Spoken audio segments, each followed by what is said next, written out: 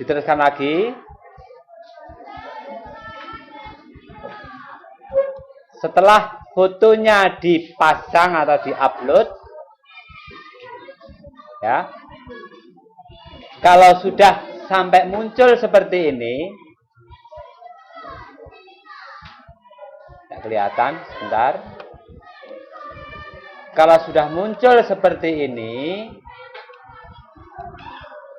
nah seperti ini, berarti email yang kita buat sudah berhasil, ya.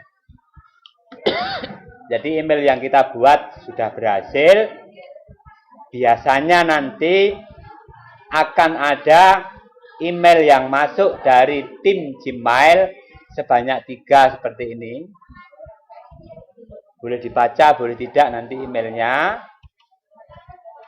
Setelah itu baru bisa kita pakai email itu sesuai dengan keperluan kita. Jadi sampai sini berarti emailmu sudah jadi, sudah bisa dipakai.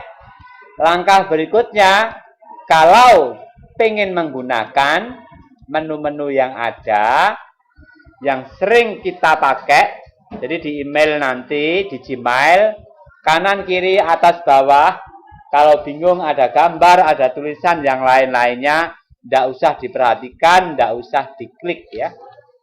Jadi yang paling sering dipakai, menulis, terus kemudian kotak masuk, pesan terkirim, draft, dan spam. Ini yang sering kita pakai.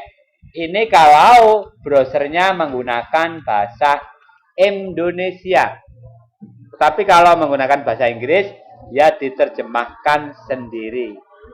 Ya. Bisa dipilih nanti itu ya. Terus menu yang lainnya yang ada di Gmail secara keseluruhan adalah seperti ini ya. Jadi kalau sudah seperti ini, tambah banyak perintah, tambah pusing, apalagi yang minggu lalu belum mengumpulkan tugas, nanti ada tugas lagi bikin email, tambah pusing, tambah mangkel, nggak mengerjakan, terus pindah sekolah. Ya, jadi diantaranya menu-menunya seperti ini, ya. Tulis, ini yang paling penting ya harus diketahui. Tulis itu untuk menulis email baru. Hari ini harus bisa mengirim email ke saya ya. Sama, saya tunggu sampai jam titik-titik ya. Dilihat menu-menu yang ada di sini. Ya, tulis ini yang paling penting. Nanti ada kotak masuk. Kalau ada email masuk, terus dan lain-lainnya, ini nanti bisa dibaca sendiri kalau sudah ada bukunya ya. Ya. Ada nanti yang misalnya menu lingkaran berisi grup yang dimiliki oleh Google Plus. Apa Google Plus? Nanti dibahas tersendiri ya. Jadi sekali lagi, tambah banyak, tambah mangkel ya. Nah, ini yang paling penting nanti adalah mengirim surat elektronik atau email. Diklik di sini, akan secara otomatis ya. Otomatis. Muncul kayak gini. Kepadanya nanti ditulis nih. Kepadanya ditulis itu ya.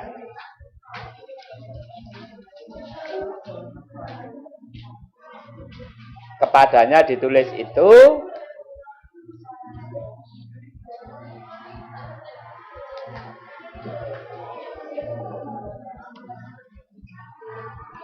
Terus yang lainnya, ya, ini ya, alamat tujuan, judulnya diberi boleh, tidak diberi boleh. Terus kemudian ini bagian isiannya. Isiannya nanti ditulis nama lengkap, kelas, dan nomor handphone ya. Kalau tidak mempunyai nomor handphone sendiri, boleh mengirimkan nomor handphone temannya, pacarnya ya.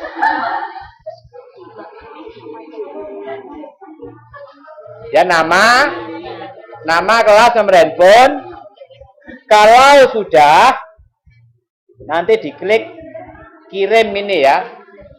Jadi tugasmu yang pertama berarti itu sudah selesai. Mengirim email ke saya, berarti ya itu saja. Ya, mengirim email ke saya, isinya nama dan nomor handphone. Terus kemudian nanti tugas yang kedua, di Edmodo nanti memposting emailmu sendiri apa ya. Jadi dua tugasnya. Di Edmodo-nya dibuka, di kelas 10 AP dibuka, kamu posting sendiri emailmu apa. Ya. Meskipun saya sebenarnya tahu nanti emailmu apa, tetapi kamu posting di Edmodo, di kelas maya kita, emailnya apa. Keterangan yang lainnya anak-anak, ada seperti ini, ada CC, BCC ya. Jadi kalau CC itu digunakan ketika kita ingin orang lain yang bukan tujuan utama pengiriman email ikut membaca. Jadi kalau kamu nanti menjadi admin di perusahaan, kalau misalnya kamu mengirimkan proposal penawaran ke perusahaan lain, bisa jadi direkturmu minta di CC. Jadi misalnya ditembusi, dia juga ikut membaca emailmu itu tadi. Maksudnya itu ya. Jadi tembusan, selain pengirim utama, siapa lagi yang dikirimi ya. Terus kemudian juga bisa ada daftar BCC ini ya. Nah, artinya begini, kalau yang BCC ini orangnya nanti akan membaca, menerima emailmu saja, tetapi dia tidak akan tahu emailmu itu dikirimkan ke siapa yang lainnya. Tetapi kalau CC ini nanti tahu, oh email ini selain dikirimkan saya, juga dikirimkan ke temennya pacar saya ya. Maksudnya itu ya.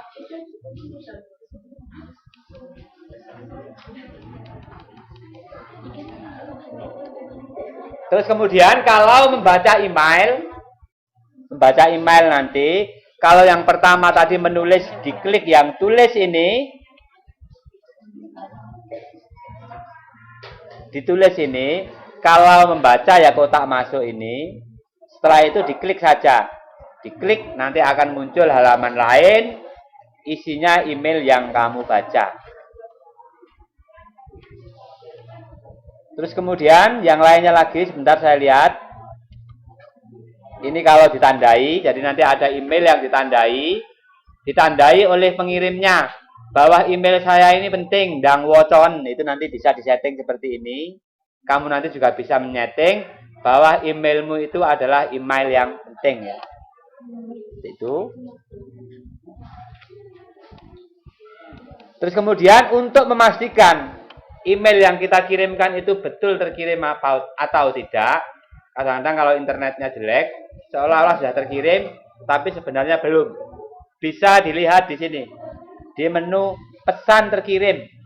Nanti kamu klik, kalau di sini sudah ada kepada muh.kolik@gmail.com, itu berarti sudah terkirim.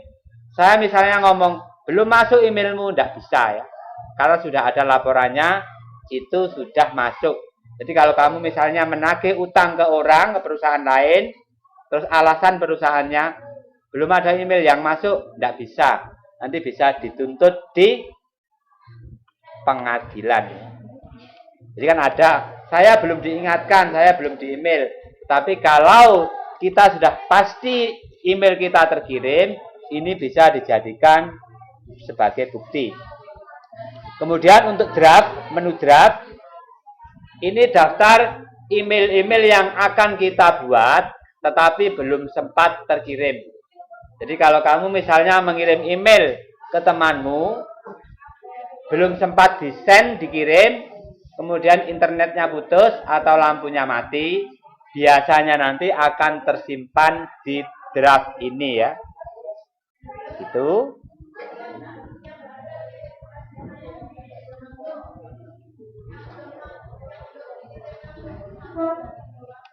Banyak, sebentar diteruskan yang akan datang. Langsung ini saja dulu. Materinya banyak ya.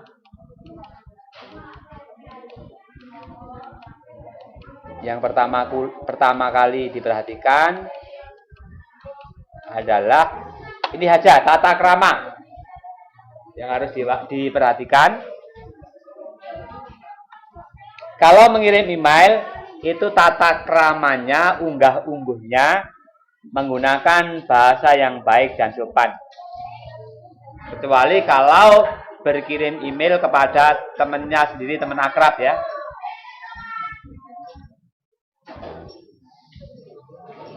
Terus tidak menggunakan huruf besar semuanya. Jadi kalau berkirim email ke hurufnya besar semua, itu tidak sopan. Apalagi kalau warnanya merah ya. Hurufnya besar, warnanya merah, ada yang besar, ada yang kecil, ada yang kecil, ada yang besar ya. Itu tidak sopan ya. Tidak menggunakan jenis font yang beragam. Jadi kalau misalnya huruf pertamanya Times Roman, ya Times Roman saja terus. Jangan gonta-ganti font huruf. Kemudian kejelasan penulisan subjek kalau memang diperlukan. Jadi kalau kamu mengirim suatu email ke perusahaan, kalau isinya proposal penawaran, subjeknya, judul emailnya, judul itu boleh ditulis, boleh tidak.